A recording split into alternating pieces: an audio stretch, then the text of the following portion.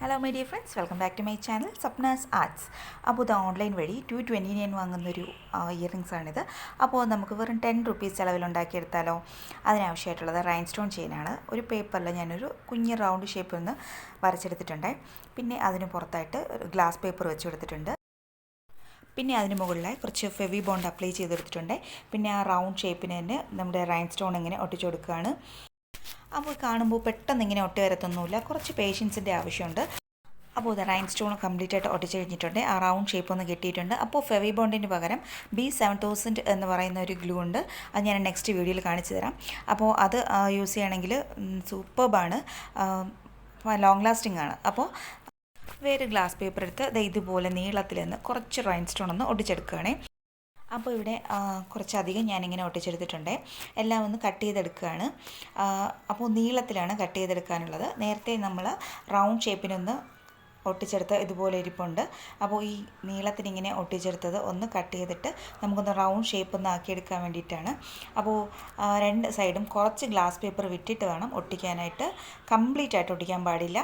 അതായത് നമ്മളിങ്ങനെ ചുറ്റി ഒട്ടിക്കുമ്പോൾ രണ്ടറ്റത്തും കുറച്ച് ഗ്ലാസ് പേപ്പർ വിട്ടേക്കുകയാണെങ്കിൽ അവിടെ ഗ്ലൂ അപ്ലൈ ചെയ്തിട്ടാണ് അവിടെ രണ്ടും യോജിപ്പിച്ചാണ് വെക്കേണ്ടത്. അതൊന്നും പ്രത്യേകം ശ്രദ്ധിക്കുക.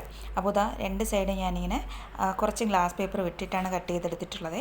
അപ്പോൾ ഇതാ ഇത് രണ്ട് തുമ്പിലുള്ള ഗ്ലാസ് പേപ്പറിൽ ഗ്ലൂ അപ്ലൈ ചെയ്ത് ഇതുപോലെ കുറച്ച് നേരം അതൊന്ന് പ്രസ് ചെയ്ത് പിടിച്ചേക്കണം. അപ്പോൾ ഞാൻ ഇത്രയും നീട്ടി പറയുന്നത് കൊണ്ടുള്ള ബുദ്ധിമുട്ടൊന്നുമില്ല, പെട്ടെന്ന് തന്നെ ഉണ്ടാക്കിയെടുക്കാൻ പറ്റും. പിന്നെ ആ ഒട്ടുന്ന ആ ഒരു ടൈം മാത്രമേ ആവശ്യമുള്ളൂ. അപ്പോൾ വളരെ പെട്ടെന്ന് സിമ്പിളായിട്ട് ഉണ്ടാക്കിയെടുക്കാൻ പറ്റുന്നതാണ്.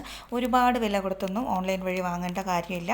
അപ്പോൾ ഏത് ഡിസൈനാണ് നമുക്ക് ആവശ്യം അത് കുറച്ചൊന്ന് വാച്ച് ചെയ്താൽ നമുക്ക് തന്നെ ഉണ്ടാക്കിയെടുക്കാൻ സാധിക്കും. അപ്പോൾ ഇതാ ഞാൻ നന്നായിട്ടൊന്ന് ഒട്ടിച്ചെടുത്തിട്ടുണ്ട്. അപ്പോൾ പറ്റിയൊരു അബദ്ധം എന്ന് വെച്ചാൽ ആ റിങ്ങിനകത്താക്കിയിട്ട് വേണം ഇത് ഒട്ടിക്കാനായിട്ട്. നമ്മൾ നേരത്തെ ഒട്ടിച്ചില്ലേ റൗണ്ട് ഷേപ്പ്, അപ്പോൾ ആ റൗണ്ട് ഷേപ്പ് നമ്മൾ നന്നായിട്ട് കട്ട് ചെയ്തെടുത്തിട്ടുണ്ട്.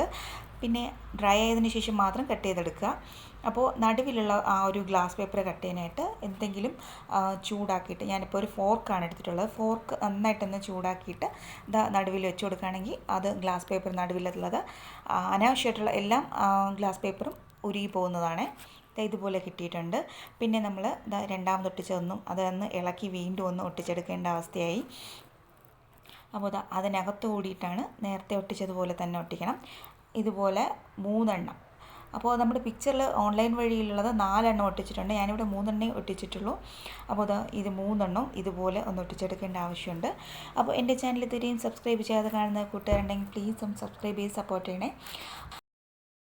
അപ്പോൾ നിങ്ങൾക്ക് ഏതെങ്കിലും ഓർണമെൻറ്റ്സ് ഞാൻ ഉണ്ടാക്കി കാണിക്കാൻ ആഗ്രഹമുണ്ടെങ്കിൽ നിങ്ങളൊന്ന് ജസ്റ്റ് ഒന്ന് കമൻറ്റ് ചെയ്താൽ ഞാനത് ഒന്ന് ട്രൈ ചെയ്ത് നോക്കാം.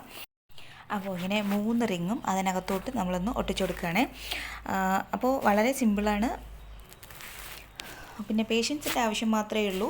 അതായത് ഞാൻ ഉണ്ടായി കഴിഞ്ഞിട്ടുണ്ട്. അപ്പോൾ ആ പിക്ചറിലുള്ളതുപോലെ ആണോ ഇല്ലയോ എന്നൊന്ന് ജസ്റ്റ് ഒന്ന് കമൻറ്റ് ചെയ്തേക്കണേ. പിന്നെ അതിൻ്റെ പുറകുവശത്തായി ഇയറിങ്സിൻ്റെ സ്റ്റഡും കൂടെ ഒട്ടിക്കുകയാണെങ്കിൽ നമ്മുടെ കമ്മൽ റെഡി ആയിട്ടുണ്ട്. അപ്പോൾ ഇതാണ് എൻ്റെ ഫൈനൽ റിസൾട്ട്. എന്തായാലും ഇഷ്ടപ്പെട്ടു എന്ന് വിചാരിക്കുന്നു. Thank you for watching.